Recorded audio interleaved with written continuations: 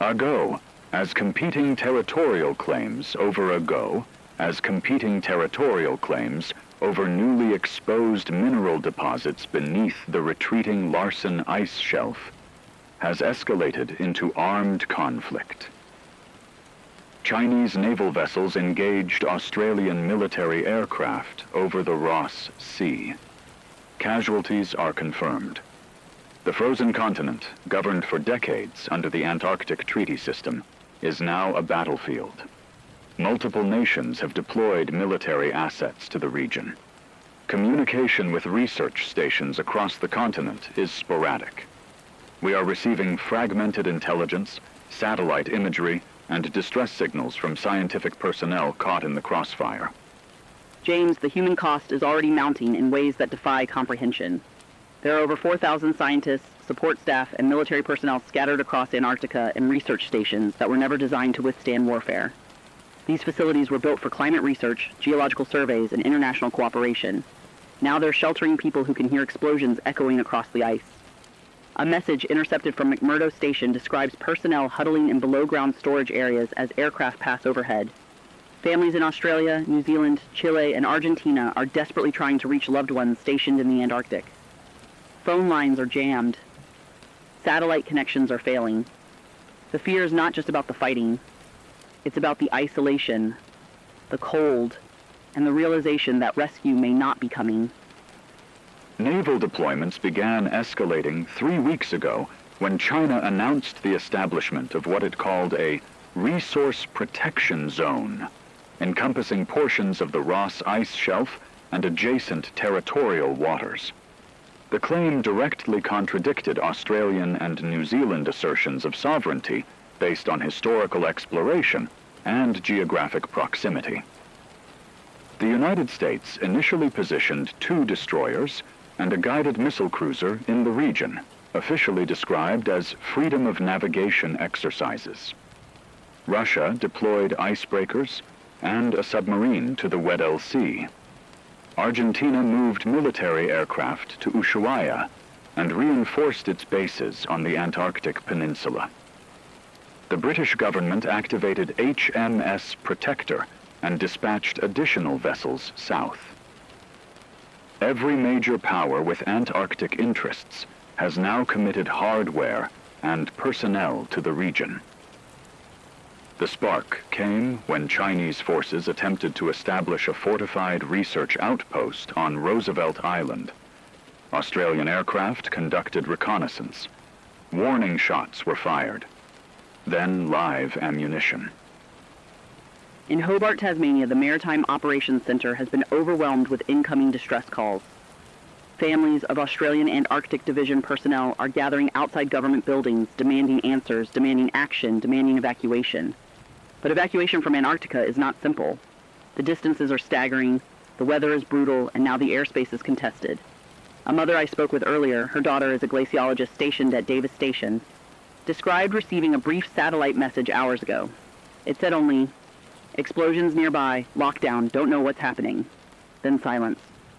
That silence is being replicated across thousands of families worldwide. In Christchurch, New Zealand, the International Antarctic Center has transformed into a crisis coordination hub. But coordination is nearly impossible when communication infrastructure is degraded and nations are operating under conflicting orders. Satellite imagery analyzed within the past 2 hours shows significant activity across multiple zones. Near the Amundsen-Scott South Pole Station, there are thermal signatures consistent with aircraft or missile strikes approximately 40 kilometers northwest of the facility. The station itself appears intact, but all communication has ceased. In the Antarctic Peninsula region, Argentine and British forces are in close proximity. Naval assets from both nations are positioned in the Bransfield Strait. There are unconfirmed reports of a skirmish near Rothera Research Station. The Chilean government has issued a formal protest and activated military installations in Punta Arenas. Chinese icebreaker Shuilong 3 is reportedly operating near the Amory ice shelf, escorted by at least 1 warship. Russian surveillance aircraft have been detected over the trans-Antarctic mountains. The operational environment is chaotic. Attribution is difficult. Every nation involved is operating under strict information control, releasing only selective statements. The psychological toll is extraordinary. Scientists who dedicated their lives to understanding climate change, to studying ice cores and penguin colonies, are now trapped in a war zone. A researcher from Germany's Neumayer station sent a message through a secondary communication channel describing the sound of jet engines overhead, followed by distant detonations. He said the entire station is running on an emergency power, rationing food, and preparing for the possibility that they may be cut off for weeks or months. These are not soldiers. They are climatologists, biologists, engineers. They came to Antarctica to advance human knowledge. Now they're writing farewell messages to their families, uncertain if anyone will come for them. In Norway, the Troll Research Station reported that personnel are sheltering in the ice tunnels beneath the facility. Parents in Oslo are pleading with the government to negotiate safe passage, but negotiation requires trust, and trust has evaporated. The geopolitical stakes are unprecedented. Antarctica contains an estimated 200 billion barrels of oil, equivalent in offshore reserves. Rare earth minerals essential for technology manufacturing are believed to exist in concentrations that would reshape global supply chains. Climate change has accelerated ice melt, exposing land and sea routes that were previously inaccessible. The Antarctic Treaty of 1961, which froze territorial claims and banned military activity, was held for over 6 decades. But treaties are only as strong as the willingness of nations to uphold them. China argues that resource extraction is necessary for global development, and that its claim is based on scientific contribution and logistical investment. Australia and New Zealand cite geographic proximity and historical presence. Russia references Soviet-era exploration. The United States maintains that Antarctica should remain a global commons, yet it has deployed significant military assets. The rhetoric from every capital is nearly identical. Defensive posture, protecting national interests, ensuring stability. But the reality on the ice is combat. In Buenos Aires, protests have erupted outside the Ministry of Defense. Argentina has long maintained territorial claims over portions of the Antarctic Peninsula, and nationalist sentiment is running high. Demonstrators are demanding that the government defend what they see as sovereign territory. But simultaneously, there are counter-protests from peace groups and families of scientists stationed in the region, begging the government to prioritize evacuation over escalation. The tension is mirrored in Canberra, where Parliament is in emergency session. Opposition leaders are accusing the government of recklessness, while the Prime Minister insists that Australia cannot abandon its personnel or its claims. In Beijing, state media is broadcasting patriotic programming, framing the conflict as a defense of China's rightful access to resources. But on social media platforms, Chinese citizens are expressing fear and confusion. Why Antarctica? Why now? Why risk war over ice? The immediate tactical situation remains fluid. U.S. intelligence assets have confirmed that at least 3 separate engagements have occurred in the past 12 hours. The first involved Chinese J-15 carrier-based fighters intercepting Australian P-8 Poseidon surveillance aircraft over the Ross Sea. Missile lock warnings were reported. An Australian aircraft sustained damage, but managed to return to base. The second engagement occurred near the South Orkney Islands, where British and Argentine naval vessels exchanged fire. Damage assessments are incomplete, but both sides have reported casualties. The third engagement is the most concerning. A Russian submarine reportedly surfaced near the Balleny Islands and was tracked by American destroyers. No shots were fired, but the proximity and the operational posture suggest preparation for broader conflict. The Antarctic is not a conventional battlefield. Temperatures are plunging as the region enters winter. Daylight is shrinking. Logistics are nightmarish. Resupply is nearly impossible. Any prolonged conflict will result in catastrophic loss of life, not just from combat, but from exposure and isolation. At Rothera Research Station on the Antarctic Peninsula, staff sent a desperate message describing the sound of naval gunfire echoing across the bay. They could see flashes of light on the horizon. The station houses 68 people during summer months, but it's autumn now and the population has thinned to 22. They are biologists, meteorologists, and maintenance staff. One of them is a cook from Yorkshire who sent a voice message to his sister saying he never imagined he'd be hiding from warships in Antarctica. His voice was shaking. He said they've locked themselves in the main building, turned off all exterior lights, and are trying to stay quiet.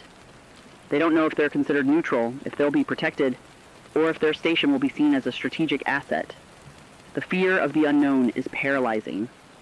These people went to the end of the earth to escape politics, and now politics has followed them into the ice. Global markets reacted within hours.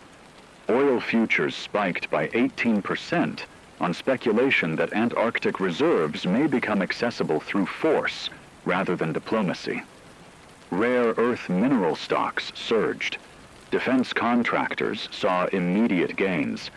But broader indices are plummeting as investors recognize the systemic risk of great power conflict. The World Bank has issued warnings about supply chain disruptions. Insurance underwriters are recalculating risk for all maritime activity in the Southern Ocean. Shipping routes that pass near Antarctic waters are being rerouted, adding days to transit times and costs to global trade. The economic reverberations are already visible. In Tokyo, the Nikkei dropped 4% at opening. European markets are bracing for further losses. The conflict is not contained to the ice. It is bleeding into every facet of the interconnected global system, and the bleeding has only just begun. Is now contested, and civilian aircraft is now contested, and civilian aircraft cannot operate safely. Military transport is limited, and the distances are staggering. Scott Base, New Zealand's primary Antarctic facility, is located on Ross Island. The nearest major airfield capable of handling evacuation flights is Christchurch, over 3,000 kilometers away. The flight requires specialized aircraft and perfect weather. Neither is guaranteed. Families are gathering at churches and community centers, holding vigils, praying for their loved ones. A father in Auckland described his son, a 26-year-old engineer, who sent a text message 2 days ago saying everything was fine.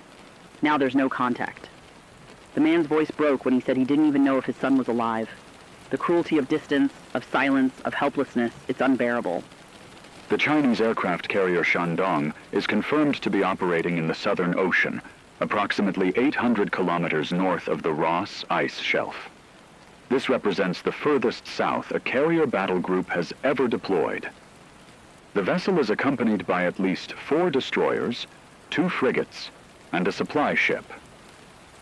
The battle group's presence fundamentally alters the tactical equation. Air superiority in the region is now contested.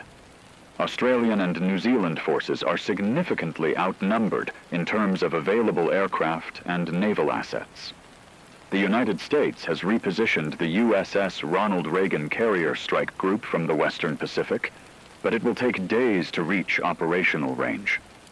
In the interim, the balance of power favors Chinese forces.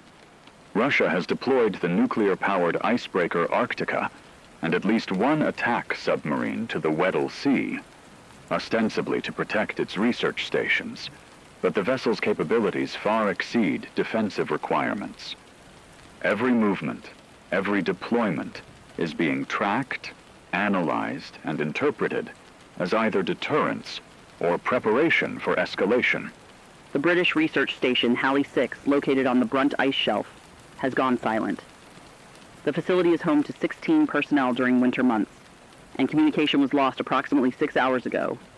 The last transmission indicated that the team was aware of military activity in the region and was implementing lockdown procedures. Families in the UK are frantic.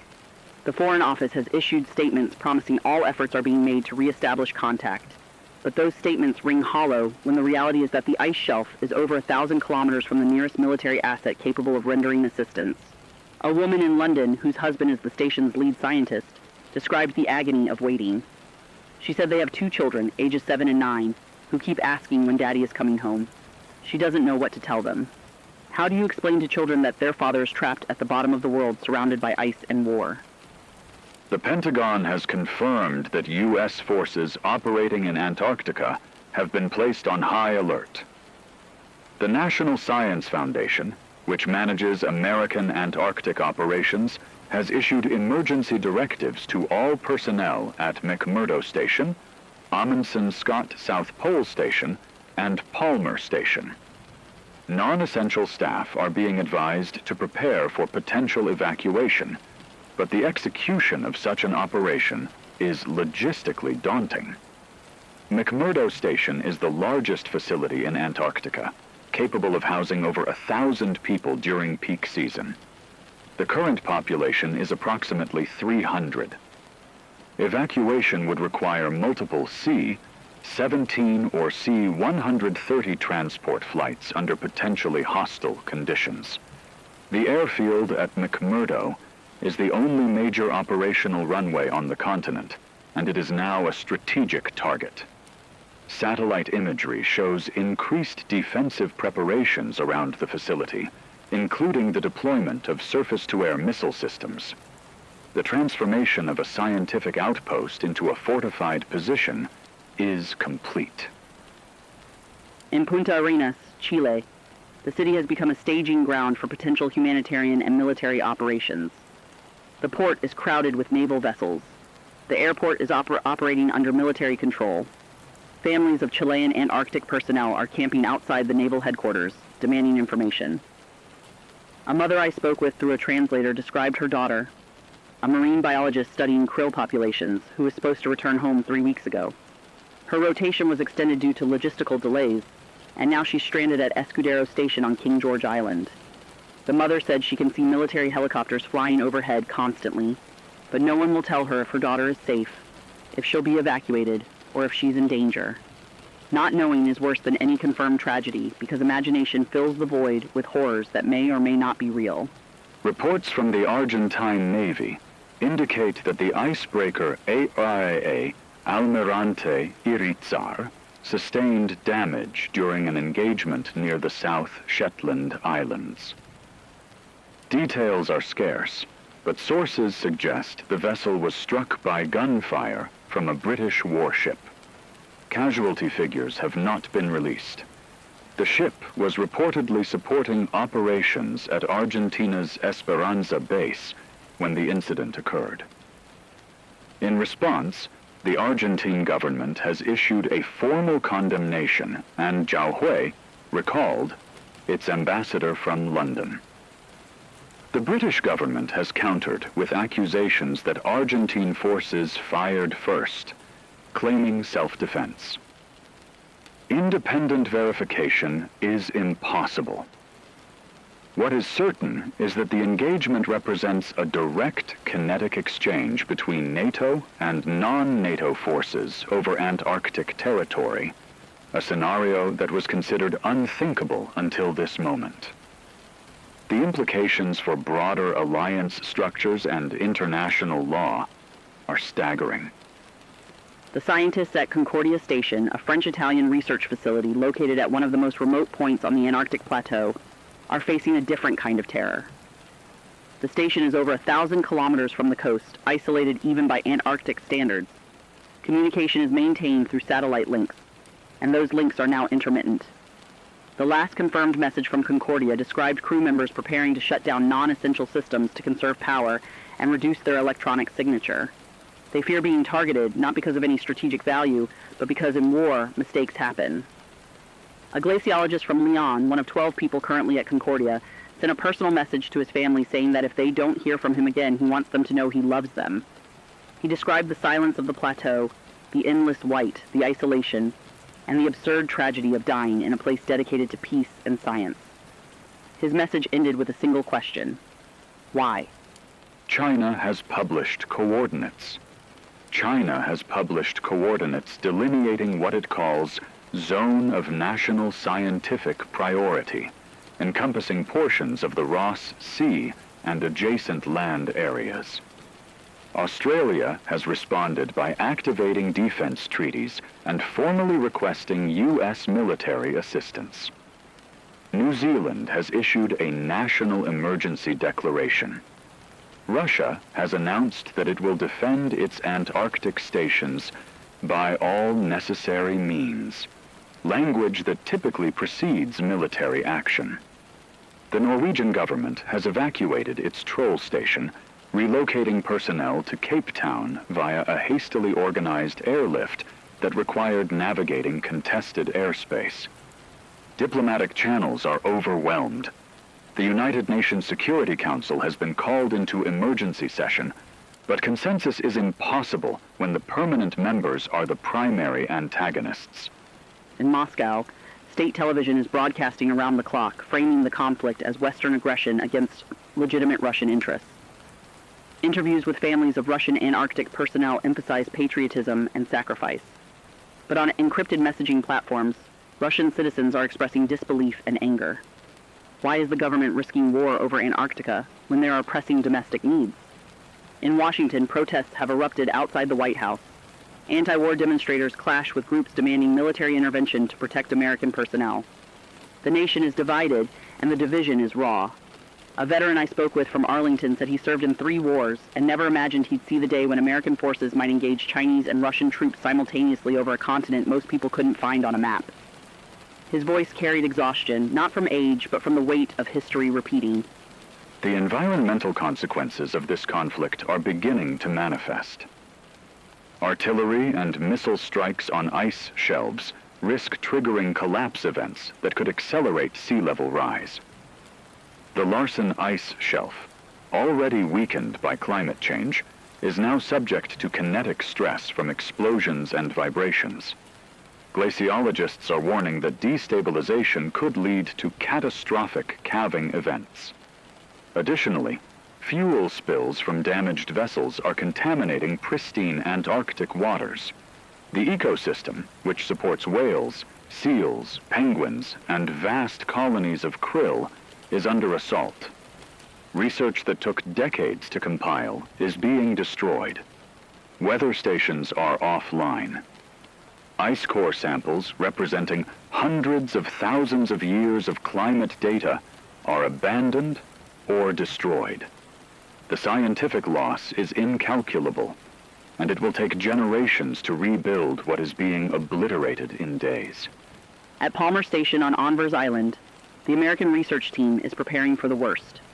The station manager, a veteran of 15 Antarctic seasons, sent a message describing the psychological toll on his crew. They watch the horizon for ships and aircraft, not knowing if the next vessel will be friend or foe. They've stockpiled food and fuel, rationed water, and designated safe rooms in case of attack. One researcher, a young woman studying penguin populations, broke down during a video call with her family. She said she came to Antarctica to escape the chaos of the world, to contribute to something meaningful, and now she's trapped in a conflict that makes no sense. Her father, watching from Oregon, said he felt completely powerless. He wanted to drive to the airport, get on a plane, and bring his daughter home, but there were no flights. There is no way to reach her. The distance is not just geographic, it is existential. Intelligence reports indicate that special operations forces from multiple nations are now active in Antarctica. Chinese commandos are believed to have been inserted near the Ross ice shelf to secure resource survey sites. Russian Spetsnaz units are reportedly operating in the trans-Antarctic mountains. The United States has deployed Navy SEALs to McMurdo Station to enhance security. These are not defensive measures. They are preparations for ground operations, for seizing and holding territory. The presence of elite military units in Antarctica represents a fundamental shift from posturing to active combat readiness. The terrain is brutal, the cold is lethal, and the logistical challenges are unlike anything these operators have trained for. But they are there, and they are armed, and the potential for close-quarters combat on the ice is now very real. In Cape Town, South Africa, the port has become a hub for vessels fleeing Antarctic waters. Fishing trawlers, research ships, and private yachts are arriving with crews describing scenes of chaos. A Norwegian captain reported witnessing a missile streak across the sky near Bouvet Island, far north of the conflict zone, but still within the Southern Ocean. He said his crew was terrified, certain they were about to be struck. They shut down all electronics and drifted in silence for hours before restarting engines and making full speed for South Africa. Another crew from a Chilean resupply vessel described being buzzed by military aircraft multiple times during their transit. They couldn't identify the nationality. The planes were low, fast, and menacing. The message was clear: leave and don't come back. The Southern Ocean, once a place of adventure and exploration, has become a no-man's land. Global supply chains are beginning to fracture. Antarctic krill harvesting, which supports the multi-billion-dollar omega-3 supplement and aquaculture industries, has ceased entirely. Fishing vessels have retreated to safer waters, and the economic impact is immediate. Prices for krill oil supplements have doubled in some markets. Aquaculture operations dependent on krill meal are projecting shortages within weeks. Beyond krill, the conflict has disrupted scientific research critical to understanding climate change. Weather prediction models rely on data from Antarctic monitoring stations, many of which are now offline. The absence of real-time atmospheric and oceanic data is degrading global climate forecasting capability. Meteorologists are warning that the loss of Antarctic data could reduce the accuracy of long-range weather predictions, impacting agriculture, disaster preparedness, and climate policy worldwide. The psychological impact extends far beyond those directly involved in the conflict. Across the world, people are watching footage of explosions over pristine ice, of naval vessels firing on each other in waters where only penguins should live. The cognitive dissonance is profound. Antarctica, in the collective imagination, is a symbol of purity, of international cooperation, of nature untouched by human conflict. Now it is a war zone. Environmental groups are devastated. A spokesperson for the Antarctic and Southern Ocean Coalition described feeling betrayed by governments that pledged to protect the continent. She said they spent decades fighting to preserve Antarctica from exploitation. And now, in a matter of hours, all of that work has been undone. The grief is real. It is not just about the environment. It is about the loss of hope, the shattering of the belief that some places are sacred, that some values are universal. Satellite communications infrastructure is degrading rapidly. Several nations are suspected of deploying jamming systems to deny adversaries real-time intelligence. The result is that communication with Antarctic stations is increasingly unreliable. Some facilities have gone completely dark. Others are using low-bandwidth emergency channels that can transmit only text messages. The International Telecommunication Union has issued urgent appeals for all parties to respect communication frequencies used by civilian and scientific operations, but those appeals are being ignored. In the fog of war, distinction between military and civilian communication is blurred. Research stations attempting to send distress signals are being treated as potential threats. The silencing of voices from the ice is both a tactical decision and a humanitarian catastrophe. Without communication, there can be no coordination, no rescue, no reassurance. There is only silence and fear. At India's Maitree station on the Shermacher Oasis, the crew is sheltering in place. India has not directly engaged in the conflict, but its personnel are caught in the crossfire. The station, which houses 25 people during winter, sent a message to New Delhi pleading for evacuation. The Indian government has dispatched a naval task force, but it will take over a week to reach Antarctic waters, and there is no guarantee the ships will be able to operate safely. Indian families are holding prayer vigils in Mumbai, Delhi, and Chennai. A scientist's wife in Bangalore described the agony of waiting, of checking her phone every few minutes for updates that never come. She said her husband dedicated his life to studying Antarctic geology, and now he might die because nations couldn't resolve their greed peacefully. Her voice was raw with anger and sorrow. She blamed the governments, all of them, for turning a continent of science into a graveyard. The United Nations Security Council convened 6 hours ago, but the session devolved into accusations and procedural stalemates. China vetoed a resolution calling for immediate cessation of hostilities and withdrawal of military forces, arguing that the resolution unfairly targeted its sovereignty claims. Russia vetoed a separate measure proposed by the United States and its allies. The United Kingdom and France issued joint statements condemning aggression, but offered no concrete action. The Council, designed to prevent conflicts, is paralyzed by the very structure that gives great powers veto authority. Meanwhile, the International Court of Justice has been petitioned by New Zealand and Chile to issue emergency rulings on Antarctic sovereignty. But legal processes are slow, and they cannot stop bullets. The institutions of international order are revealing their limitations. Words on paper cannot enforce peace when nations decide that force is preferable to diplomacy. In Sydney, Australia, emergency services are preparing for potential domestic impacts. If the conflict escalates, cities along the southern coast could become targets for retaliatory strikes. Air raid sirens, dormant since World War II, are being tested. Civil defense pamphlets are being distributed, instructing citizens on shelter locations and emergency supplies. The psychological shift is jarring. Australians are accustomed to distance protecting them from global conflicts, but proximity to Antarctica has made them frontline participants. Schools are conducting emergency drills. Hospitals are stockpiling medical supplies. Grocery stores are seeing panic buying of non-perishable goods. A teacher in Melbourne described trying to calm her students when they asked if there would be a war. She didn't know what to tell them. She said she wanted to promise them safety, but she couldn't lie. The uncertainty is corrosive, eating away at the sense of normalcy that holds societies together. U.S. military analysts estimate that if the conflict continues at its current trajectory, Antarctic bases will become untenable within 2 weeks.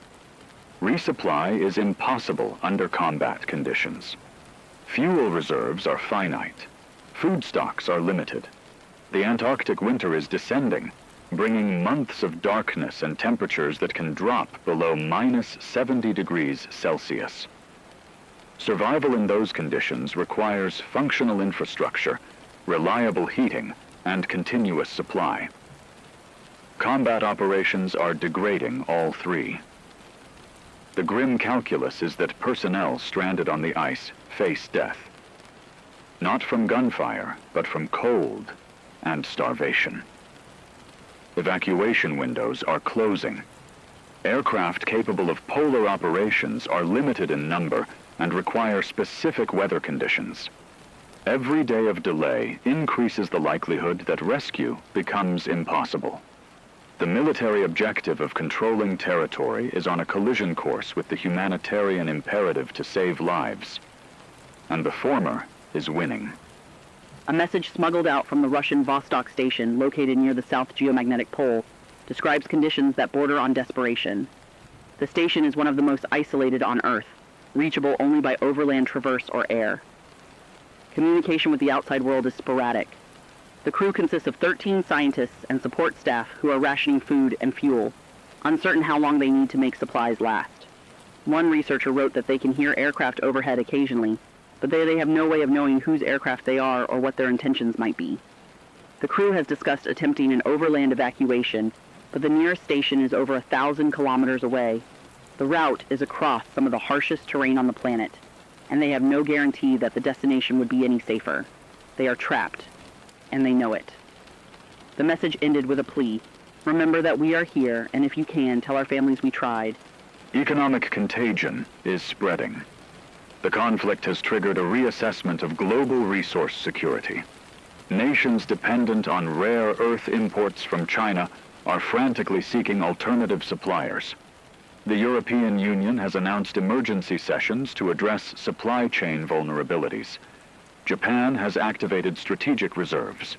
South Korea is negotiating with alternative suppliers in Africa and South America. The stock markets are in free fall. The Dow Jones Industrial Average dropped 11% in 2 days. The Shanghai Composite is in a tailspin despite government intervention. Currency markets are experiencing unprecedented volatility. The U.S. dollar is strengthening as investors seek safe havens, but that strength is destabilizing emerging economies with dollar-denominated debt. Argentina, already teetering on the edge of default, is facing a currency crisis. Brazil, Turkey, and South Africa are implementing emergency capital controls. The conflict in Antarctica is a spark, but the fuel is a global economic system stretched to its limits. In Rio de Janeiro, protesters have surrounded the Brazilian Antarctic Program headquarters, demanding that the government withdraw all personnel from Antarctica immediately. Brazil operates the Comandante Ferraz station on King George Island, and families of the 32 people currently stationed there are terrified. A father from Sao Paulo described his son, a meteorologist, who sent a video message 3 days ago showing the sunrise over the Antarctic Peninsula. The young man looked happy, excited to be contributing to climate research. Now there is no contact. The father said he lies awake at night, imagining his son huddled in the dark, listening to explosions, wondering if he will survive. The helplessness is unbearable. He said he would trade everything he owns for one more message, one more confirmation that his son is alive. The personal tragedies are multiplying, each one a universe of pain. NATO has invoked Article 4, which allows member states to request consultations when they perceive a threat to their security. The invocation follows reports of Russian submarine activity near the Falkland Islands and increased aerial surveillance over the South Atlantic. The alliance is divided. Eastern European members, particularly Poland and the Baltic states, are urging a strong response, fearing that weakness in Antarctica will embolden Russia elsewhere. Western European nations, particularly Germany and Italy, are counseling restraint, wary of triggering a broader conflict that could escalate to nuclear dimensions. The United States is caught in the middle, balancing its obligations to allies with the recognition that a full-scale war in Antarctica serves no one's interests. The internal tensions within NATO are as significant as the external threats, and adversaries are watching closely, probing for cracks in the alliance structure. In Warsaw, the memories of historical invasions are resurfacing. Polish citizens are acutely aware of how quickly regional conflicts can spiral into continental wars. A historian I spoke with from the University of Warsaw drew parallels between the current crisis and the lead-up to both world wars, noting that in each case, distant conflicts were dismissed as localized until they weren't. She said the mechanisms of escalation are remarkably similar. Competing territorial claims, alliance entanglements, miscalculation, and the failure of diplomacy. Her voice carried urgency when she said that the world is sleepwalking into catastrophe, just as it did in 1914 and 1939. The difference now is that the weapons are far more destructive, the economies are more interconnected, and the stakes are existential. She ended by saying that historians will look back on this moment and ask why no one stopped it. But by then, it will be too late. The nuclear dimension cannot be ignored. Russia and China both maintain policies that allow for the use of tactical nuclear weapons in response to existential threats. The definitions of existential are deliberately ambiguous. If neither nation perceives that its forces in Antarctica are facing annihilation, the calculus could shift from conventional to nuclear. The United States has reaffirmed its nuclear deterrent posture, but has also signaled through back channels that it seeks de-escalation. The problem is that in high-tension environments, signals are easily misread. A defensive maneuver can be interpreted as preparation for attack. A precautionary alert can be seen as a threat. The margin for error is shrinking, and the consequences of miscalculation are unthinkable.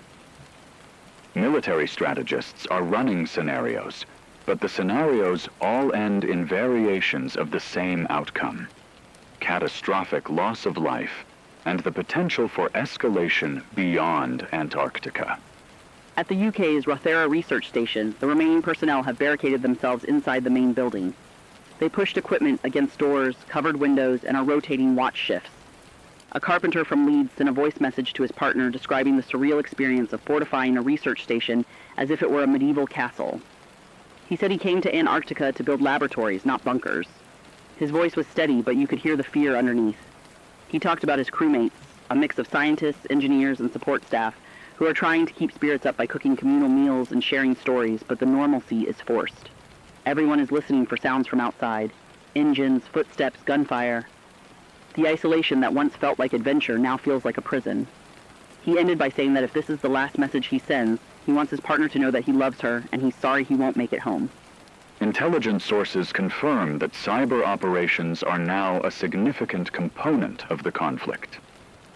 Chinese and Russian hackers are targeting satellite communication networks used by Australian, American, and European forces.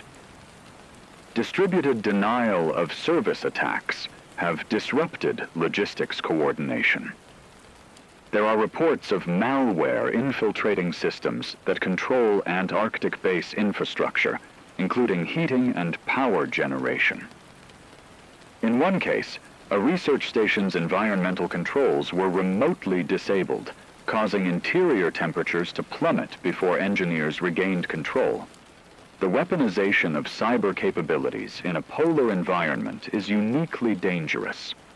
Unlike conventional warfare, where damage is visible and immediate, cyber attacks can silently degrade systems that people depend on for survival. The attacks are difficult to attribute, allowing plausible deniability, and they operate in a gray zone where the line between sabotage and warfare is deliberately blurred. In Ushuaia, Argentina, the southernmost city in the world, residents are witnessing the buildup of military forces firsthand. The port is crowded with warships. The airport operates under military jurisdiction. Fighter jets scream overhead at all hours. The city, known for its tourism and natural beauty, has transformed into a staging ground for war. Local businesses are struggling. Tourists have fled. Fishermen are prohibited from operating in traditional waters. A hotel owner described the eerie emptiness of a city that is usually vibrant with visitors. She said the streets are filled with soldiers instead of tourists, and the economy is collapsing. But worse than the economic impact is the fear. She said everyone knows that Ushuaia's proximity to Antarctica makes it a potential target for retaliatory strikes. Families are debating whether to evacuate inland, but where do you go when the entire region feels unsafe? The paralysis is spreading, and with it the realization that the conflict is no longer distant. It is here. The People's Liberation Army Navy has reportedly established a forward operating base on Peter I Island, a Norwegian territorial claim in the Bellingshausen Sea. Satellite imagery shows the construction of temporary structures, fuel storage, and what appears to be an airstrip. The Norwegian government has issued a formal protest and demanded immediate withdrawal, but it lacks the military capability to enforce that demand without Allied support. The establishment of a Chinese military presence on claimed Norwegian territory represents a significant escalation. It signals that China is not merely defending its scientific installations, but actively seizing strategic positions to project power across the Antarctic region. The base on Peter I Island provides a logistical node for operations throughout the western Antarctic Peninsula and threatens supply routes used by multiple nations. The Norwegian Prime Minister has called it an act of aggression. Beijing has called it a defensive necessity. In Oslo, the Norwegian Antarctic Polar Institute is coordinating with the government to assess options. Norway's Troll Station was evacuated days ago, but other Norwegian scientific assets remain at risk. The Institute's director, a glaciologist with 40 years of polar experience, gave a press conference describing the heartbreak of watching a lifetime of research endangered by geopolitical conflict. She said Antarctica was supposed to be different, a place where nations cooperated because science was more important than borders. She described expeditions where Norwegian, Russian, Chinese, and American scientists worked side by side, sharing data, solving problems together. Now those same nations are firing on each other. She said the betrayal cuts deep, not just professionally but personally. She knows people on all sides of this conflict, and she cannot reconcile the collaborative spirit of polar science with the violence now unfolding. She ended by saying that whatever the outcome, the damage to international scientific cooperation will take generations to repair. The South African government has closed its Antarctic research stations and withdrawn all personnel. The decision followed intelligence warnings of imminent attacks on neutral facilities. South Africa operated Sanai 4, a station on the Fimbul ice shelf, and the withdrawal marks the first complete abandonment of a national Antarctic program since the conflict began. The decision was controversial domestically, with opposition parties accusing the government of cowardice. But officials defended the choice, arguing that South African lives should not be risked in a conflict over resources that South Africa has no claim to. The withdrawal is symbolic. It signals that even nations attempting to remain neutral recognize that the conflict is spiraling beyond control and that nowhere in Antarctica is truly safe. Other nations are watching. If South Africa can abandon its program, others may follow, leading to a cascading collapse of the international Antarctic research presence. The families left behind are organizing. In Australia, New Zealand, Chile, and Argentina, relatives of Antarctic personnel have formed advocacy groups demanding government action. They are holding press conferences, lobbying politicians, and using social media to amplify their voices.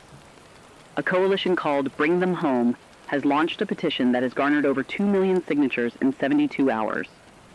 The petition demands immediate international negotiation to establish humanitarian corridors for evacuation. Organizers are coordinating with similar groups in other countries, building a transnational movement united by a single goal: save the people on the ice. A mother from Christchurch, whose daughter is trapped at Scott Base, said the movement gives her hope, but it is fragile hope. She said politicians make promises, but they have made promises before and broken them. She needs action, not words. She needs her daughter home. The tactical situation continues to deteriorate. In the Ross Sea, American and Chinese naval forces are operating within visual range of each other. Both fleets are maintaining heightened readiness, with weapon systems active and rules of engagement authorizing defensive fire. The proximity creates a hair-trigger environment where any miscalculation, any misidentified radar contact, could spark a broader engagement.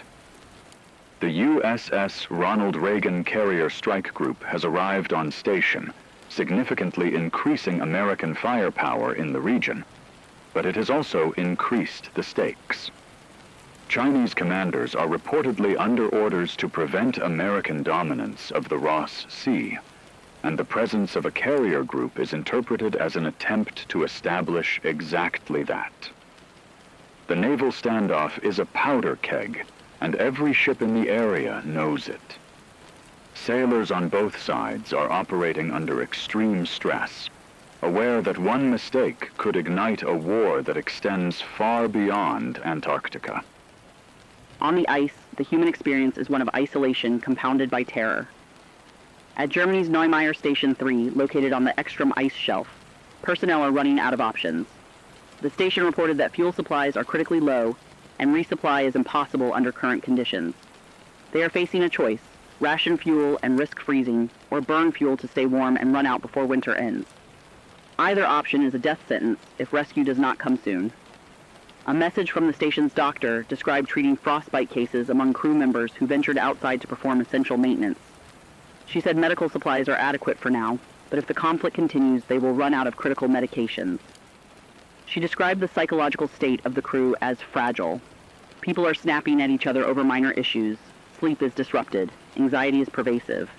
She said they are doing their best to support one another, but the isolation and fear are overwhelming. She ended by saying that they are scientists, not soldiers, and they should not have to die for a war they never asked for. Diplomatic efforts are underway, but they are fragmented and slow. Switzerland has offered to host emergency negotiations in Geneva, and several non-aligned nations have expressed willingness to participate. But the major belligerents, China, Russia, the United States, Australia, the United Kingdom, and Argentina, have not committed to attending. Each nation insists on preconditions that the others refuse to accept. China demands recognition of its resource claims. Australia demands withdrawal of all foreign military forces. Russia insists on a reaffirmation of its historical Antarctic presence. The United States calls for a return to the Antarctic Treaty framework. But that framework has already collapsed. Mediators are struggling to find common ground, and time is running out. Every hour of delay is another hour that people on the ice are in danger. Another hour that the risk of broader escalation increases. Diplomacy, which should be the solution, is paralyzed by the same conflicts it seeks to resolve.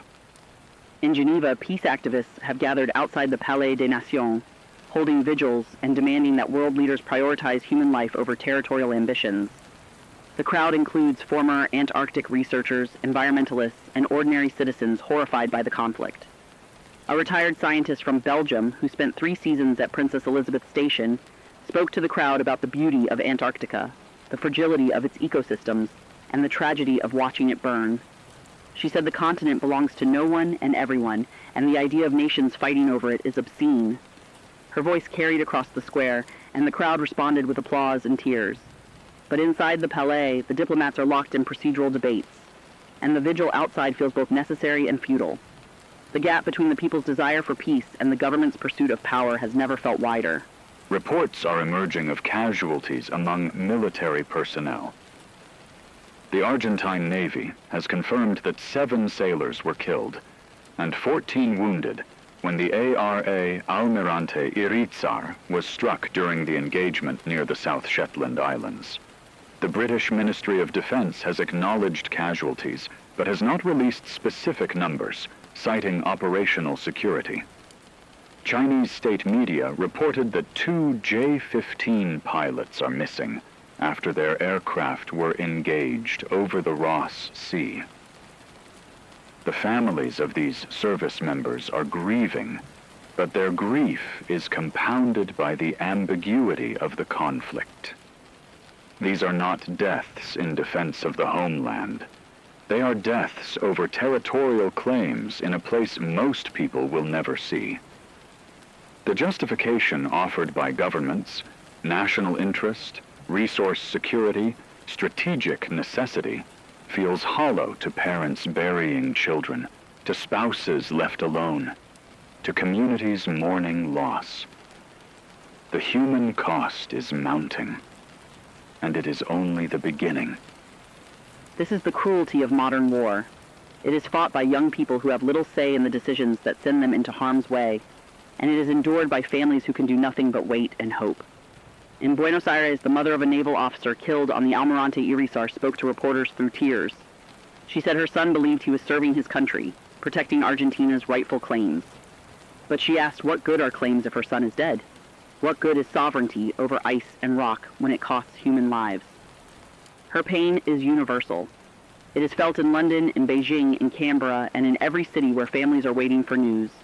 The flags and anthems and patriotic rhetoric cannot mask the fundamental tragedy. People are dying for decisions made in distant capitals by leaders who will never face the consequences of their choices. The conflict is also extracting a toll on military morale. Sailors and aircrew are operating in one of the most hostile environments on Earth, far from home, engaged in a conflict whose objectives are unclear and whose end state is undefined. Reports from within the U.S. Navy suggest that morale aboard ships in the Southern Ocean is low. Crew members are questioning the mission, wondering why they are risking their lives over Antarctica. Similar reports are emerging from other militaries. Chinese sailors are reportedly frustrated by the lack of clear communication from command. Russian submariners are operating under extreme stress, maintaining silent patrols in freezing waters with limited support. The Australian and New Zealand forces are stretched thin, operating far from home waters with inadequate resupply. Military effectiveness depends on morale, and morale is eroding. The longer the conflict continues, the greater the risk of operational failures driven not by enemy action, but by exhaustion and disillusionment. At Japan's Siawa Station, located on East Ongle Island, the crew is attempting to maintain scientific operations despite the chaos. Japan has officially declared neutrality in the conflict, but neutrality offers little protection.